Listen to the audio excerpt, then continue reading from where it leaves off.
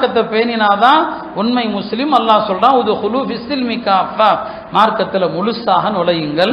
எனவே சின்ன குழந்தைகளுக்கு கூட, ஆண் குழந்தைகள், பருவமடையாத குழந்தைகள் தான் சட்டம் பாலிகான பிறகுதான் வரும்.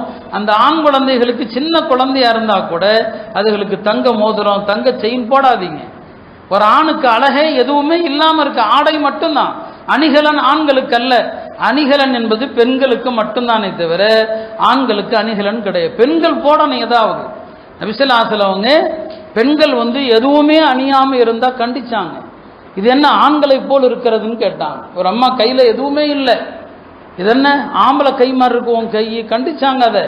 அப்ப பெண்கள் ஏதாவது ஒரு நகை போடணும், ஏதாவது ஒண்ணு. அது பெண்களுக்கு ஏவப்பட்டிருக்குது. நகை எதுவுமே இல்லைன்னு சொன்னா இந்த அளவுக்கு சொன்னாங்க, ஒரு கயிறையாவது கையில சுத்திக்கமான்னு சொன்னாங்க. அப்ப பெண்கள் வெறுங்கையோட இருக்கக்கூடாது, ஆண்கள் வெறுங்கையோட தான் இருக்கணும். ஆண்கள் எதையுமே அணியக்கூடாது.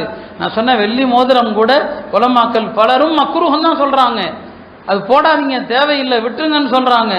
எனவே பல நம்முடைய இளைஞர்கள் இந்த வெள்ளி செயின் அணியறாங்க, வெள்ளி ரிங்கு போட்டுக்கிறாங்க, வெள்ளியில பிரேஸ்லெட் போட்டுக்கிறாங்க. இதெல்லாம் ஆண்களுக்கு ஹராமாக்கப்பட்டவைகள். இது எல்லாவற்றிலிருந்தும் விலகி இருப்பதற்கு பெயர் தான் மார்க்கம். இதை மதிச்சா அல்லாஹ்வுடைய தீனுக்கு நன்றி செலுத்தியவர்கள். அல்லாஹ்வுடைய தீனுக்கு நன்றி செலுத்தினால் அல்லாஹ் உங்களுக்கு நியாமத்துகளை அள்ளி கொடுப்பான். இல்லை என்றால் அல்லாஹ்வுடைய தண்டனை கடுமையானது.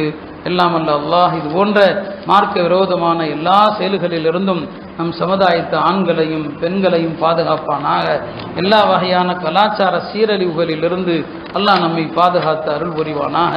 இந்த ஆன்லைனில் சமூக ஊடகங்களில் எதையாவது ஃபோட்டோ எடுத்து போடுறது, வீடியோ எடுத்து போடுறது என்கிற இந்த மோசமான இந்த கலாச்சாரத்திலிருந்து அல்லாஹ் நம்மை பாதுகாப்பானாக.